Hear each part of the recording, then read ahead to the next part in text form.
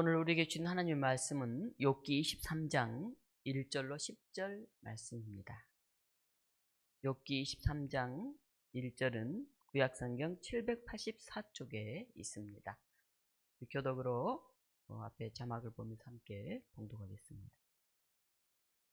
욥이 대답하여 이르되 오늘도 내게 반항하는 마음과 근심이 있나니 내가 받는 재앙이 단식보다 무거움이다.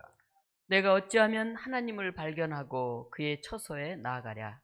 어찌하면 그 앞에서 내가 호소하며 변론할 말을 내 입에 채우고 내게 대답하시는 말씀을 내가 알며 내게 이르시는 것을 내가 깨달으랴.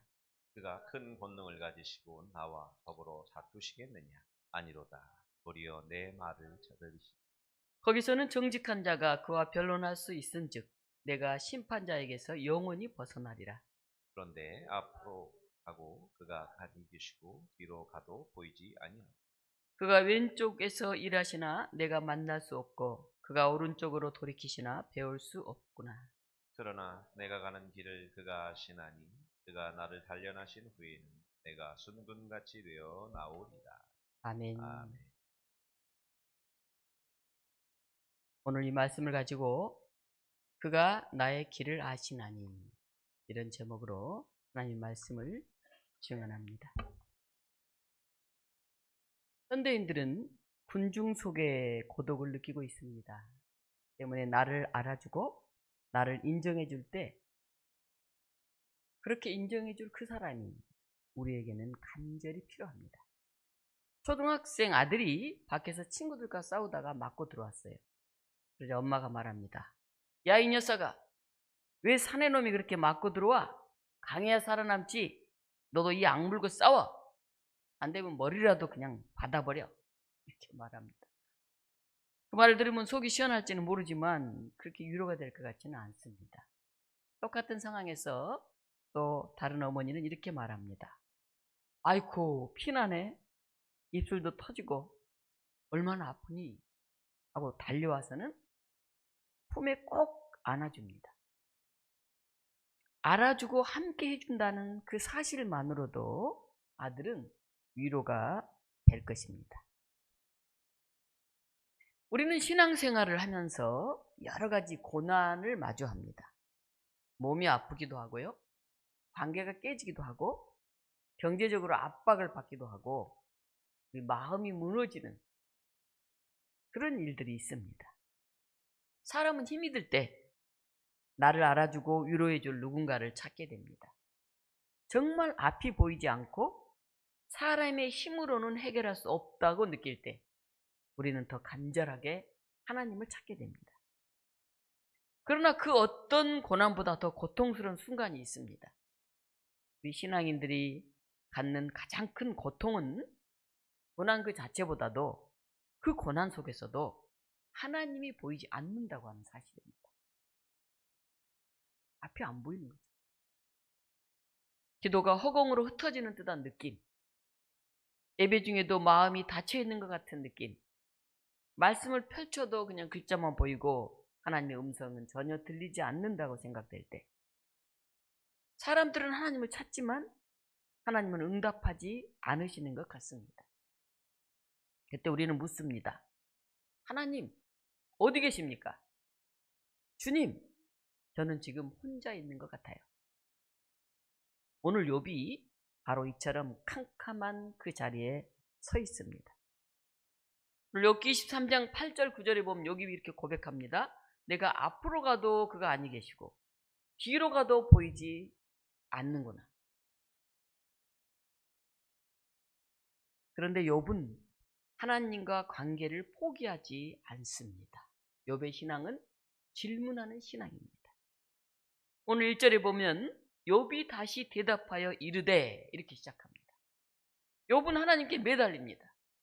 자기는 억울하다고, 내가 왜 이렇게 고난을 당해야 하는지 그 이유를 묻고 싶다고.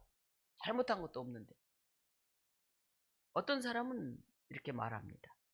신앙인이 하나님께 따지고 물으면 그 신앙이 없는 거 아니에요? 나는 억울하다 그렇게 말한 거는 그 믿음이 약한 게 아닐까요? 이렇게 말합니다. 그런데 성경은 그렇게 말하지 않아요. 오히려 성경에는 하나님께 질문한 사람들의 이야기가 가득합니다. 다윗은 하나님, 어찌하여 나를 버리셨나이까? 이렇게 외쳤어요. 하박국은 어찌하여 악한 사람들이 형통합니까? 이렇게 하나님께 따졌어요. 예레미야는 주님이 의로우시지만 설명해 주세요. 이 현실을 이해할 수 없다는 거예요. 심지어 예수님까지도 나의 하나님 어찌하여 나를 버리시나이까? 그렇게 기도했어요.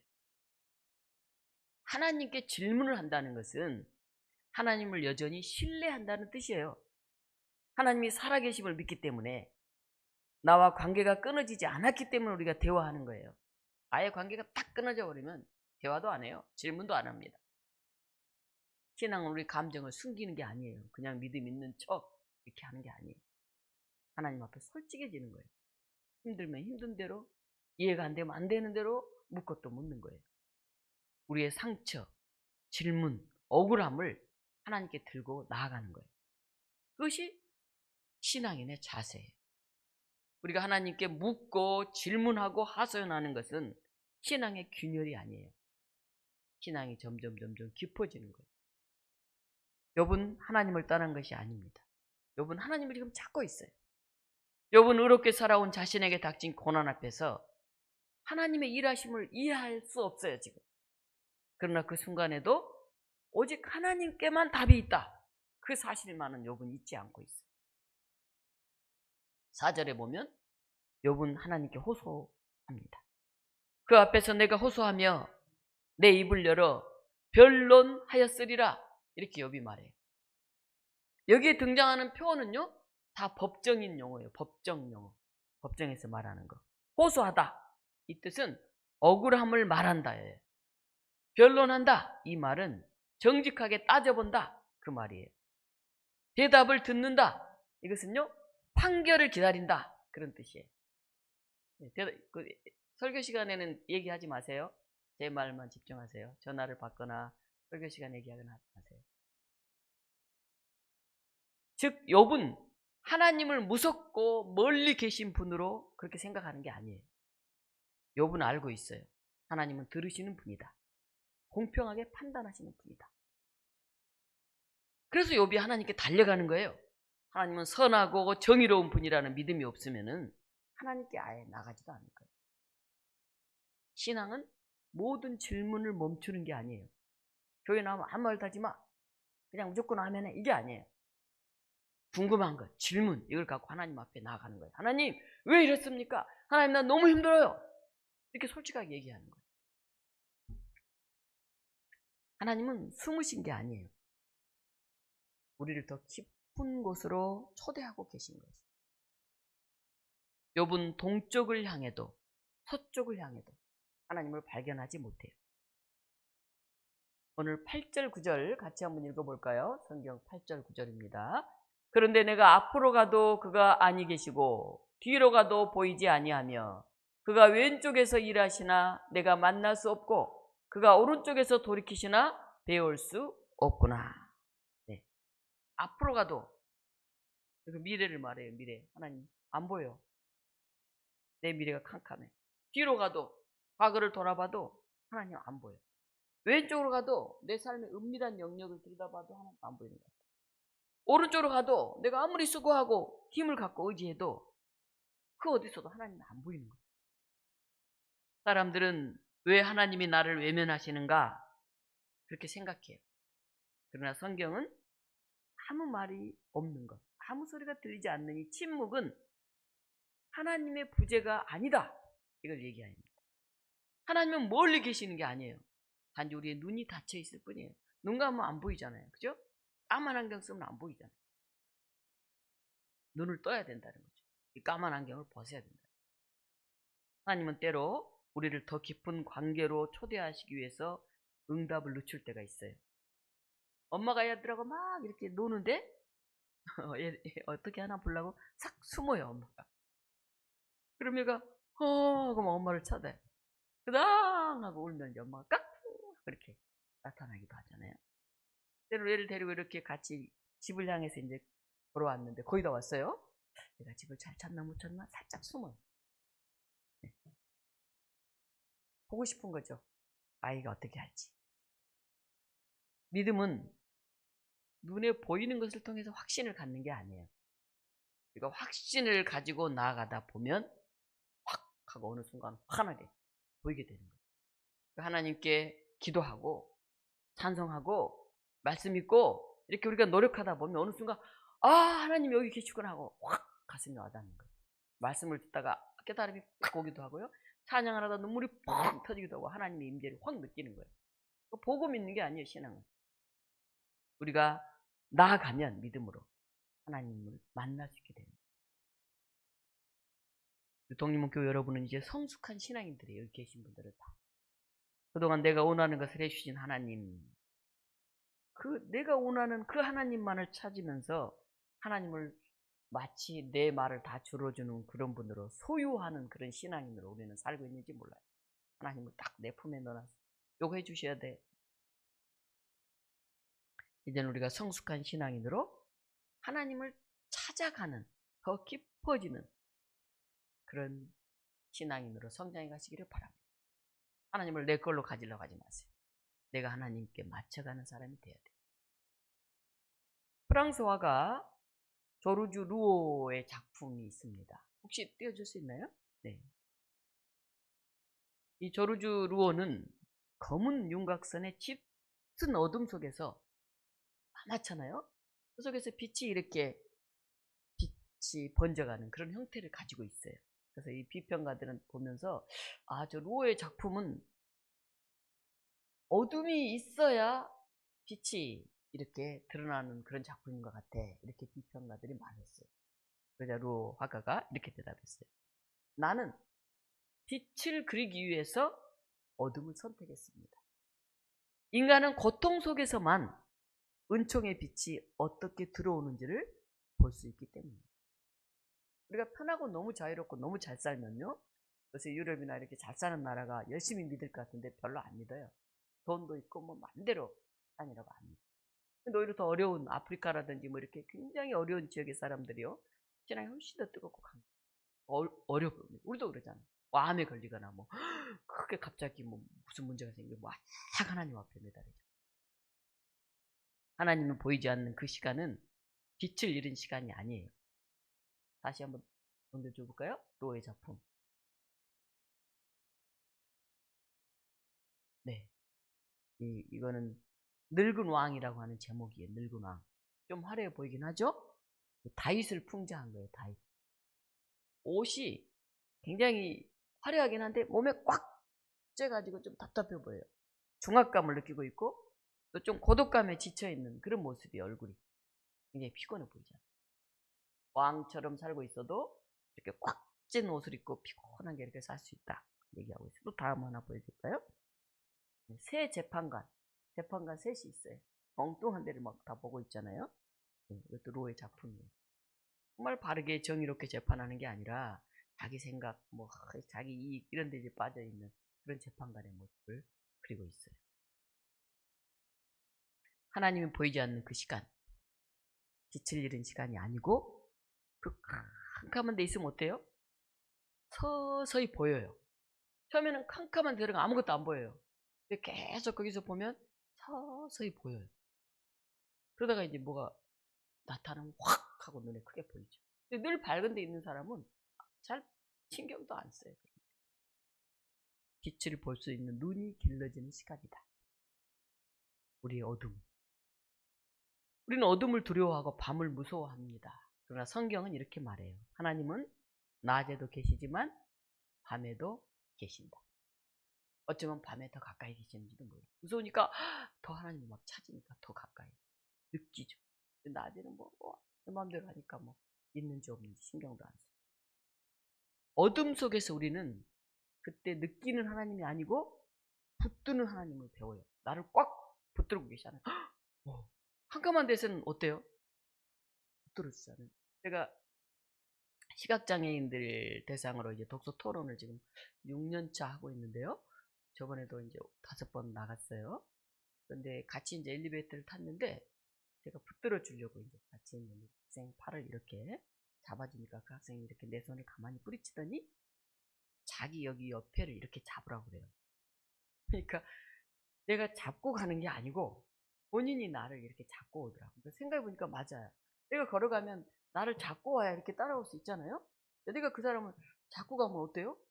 어디로 갈지 어떻게 알아? 끌려다닐 거 아니에요. 아, 이렇게 붙들어서 인도하는구나 하는 걸.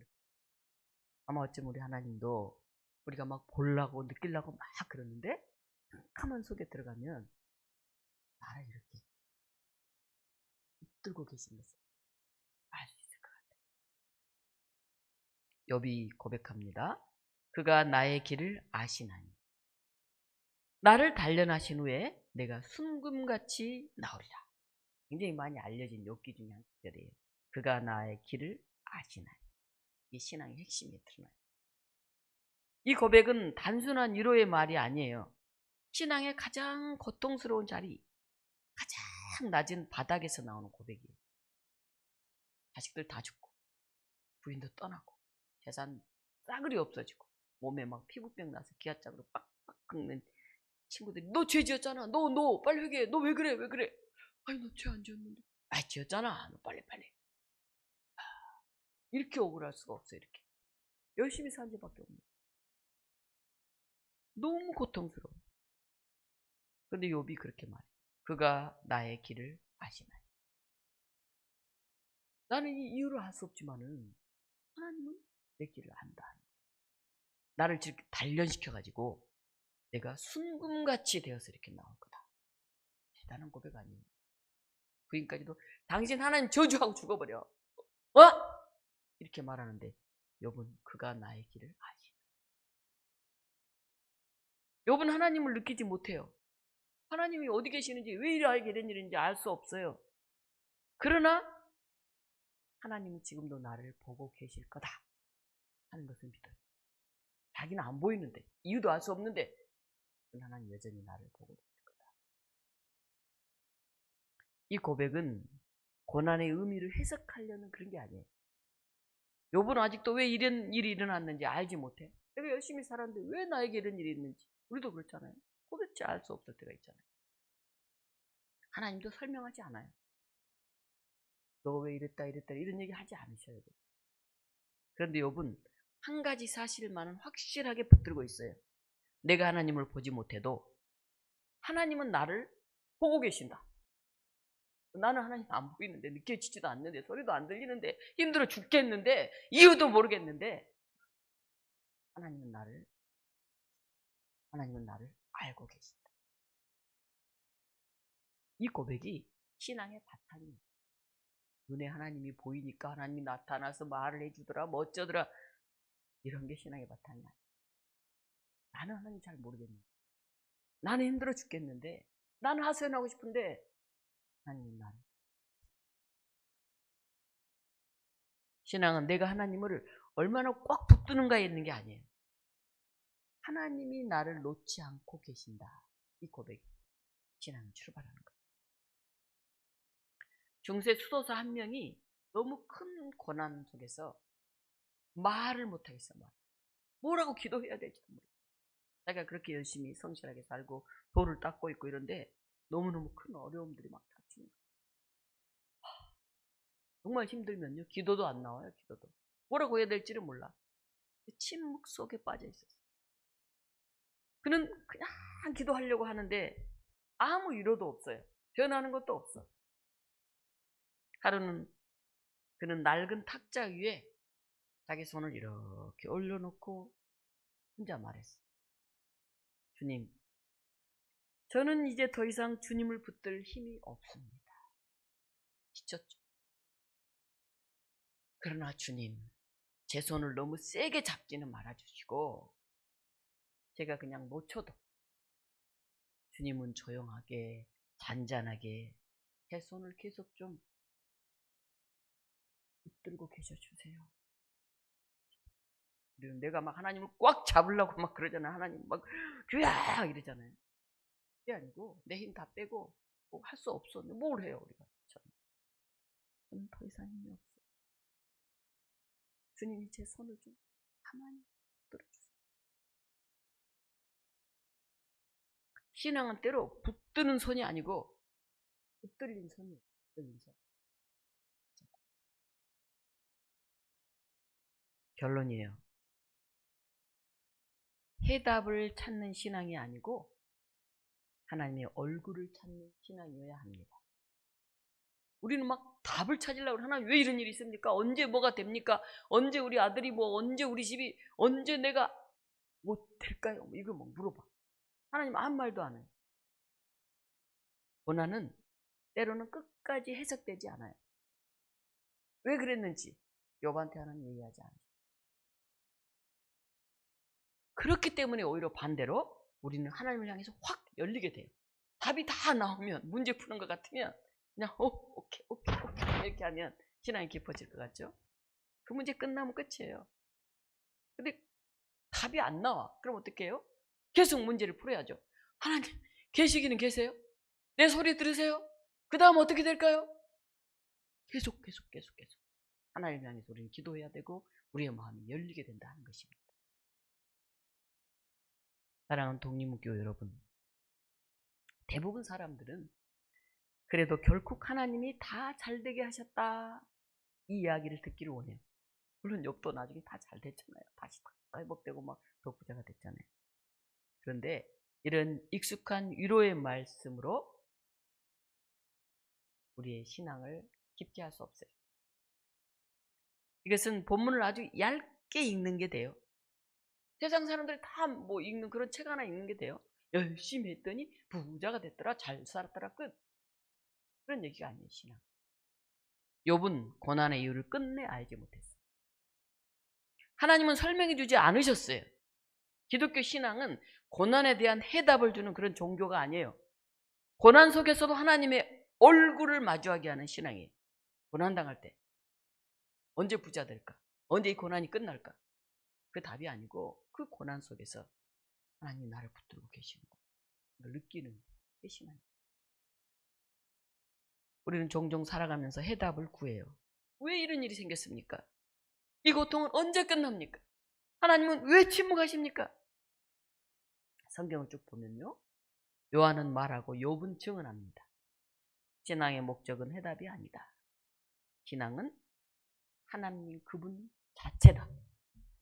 하나님의 손길을 느끼는 것, 하나님 앞에 서려고 애를 쓰는 것, 이게 신앙이라는 거예요. 여러분 답을 찾지 마세요. 내 질문에 대답해 줄 그 누구를 찾지 마시기 바랍니다.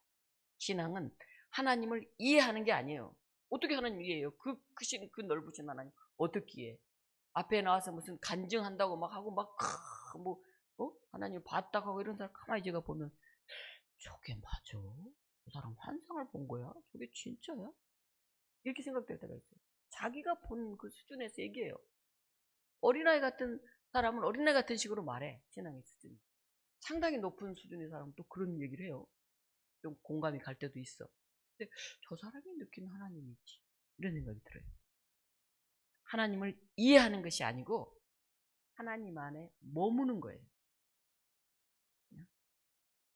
제가 예전에도 얘기했는데 인천에서 굉장히 어려운 교회, 주로 청년들, 노동 청년들 대상으로 제가 목회를 한 6년 했는데 뭐 다 어려우니까 공장에 다니고 교회 오면 제가 그냥 머리에서 먹이려고 어머님이 쬐끄만 그 조기 새끼 뭐 그런 거 막 구워갖고 와서 명절에는 같이 나눠 먹고 다 어려우니까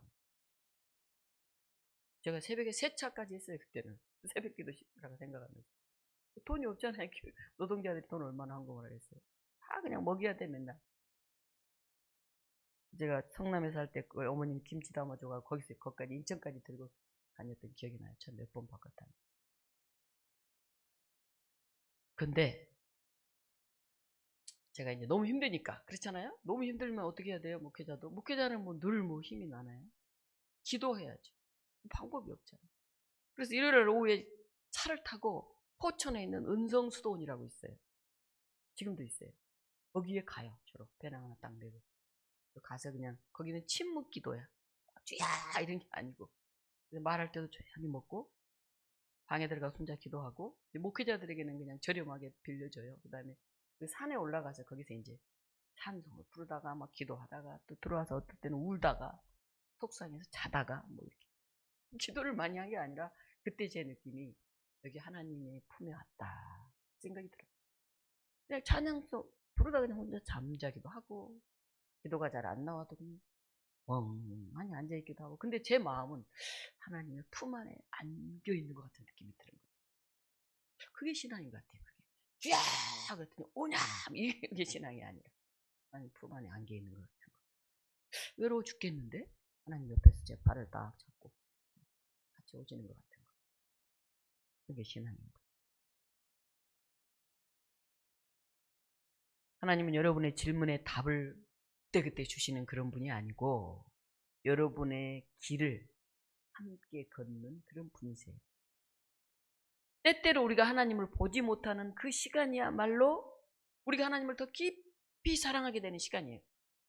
사랑하는 연인들 그렇잖아요. 막 보고 싶어 죽겠는데 딱 막상 또 보고 있으면 싸워. 둘이 티득티득 이렇게. 안 보고 있으면 막 보고 싶어. 막 만나고 싶고 막 가고 싶고. 그런 시간이에요 지금. 하나님을 잃지 않으려고 애쓰는 그 마음, 하나님 붙들려고 하는 그 손, 그 눈물, 그 침묵, 그 속에서 여러분은 이미 하나님께 붙들려 있는 거예요. 지금.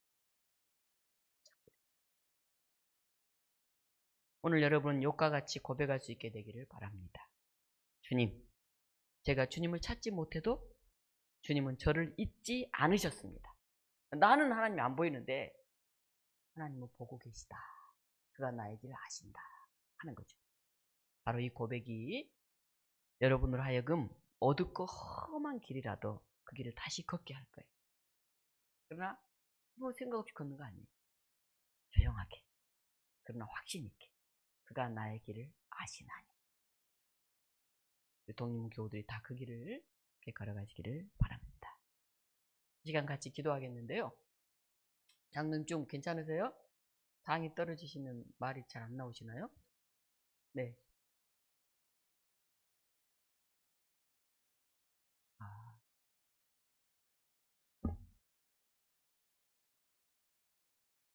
네.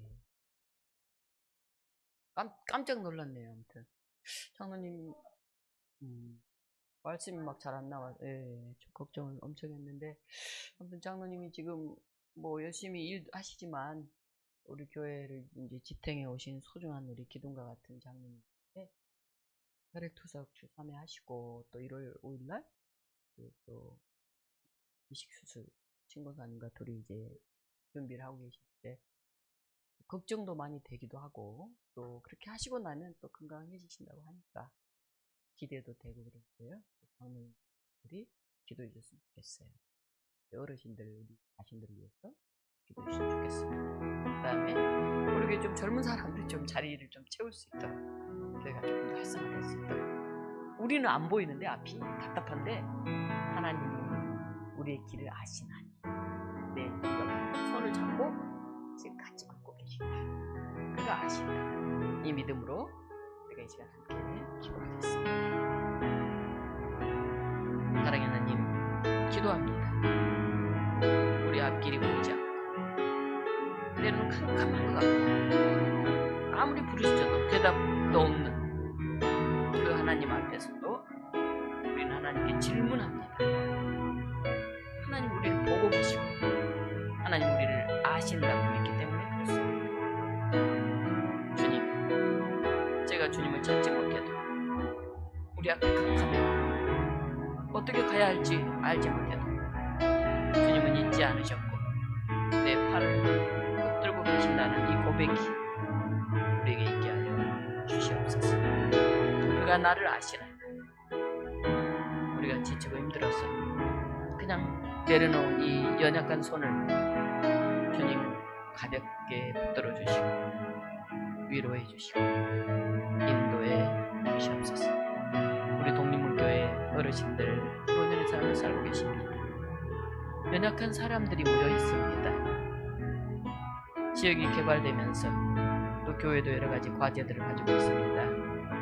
하나님, 우리를 지켜보신 하나님, 그 하나님의 눈길을 우리가 느끼기를 원합니다. 우리를 인도하시고 우리가 알지 못한 더 좋은 것들로 채워주시옵소서.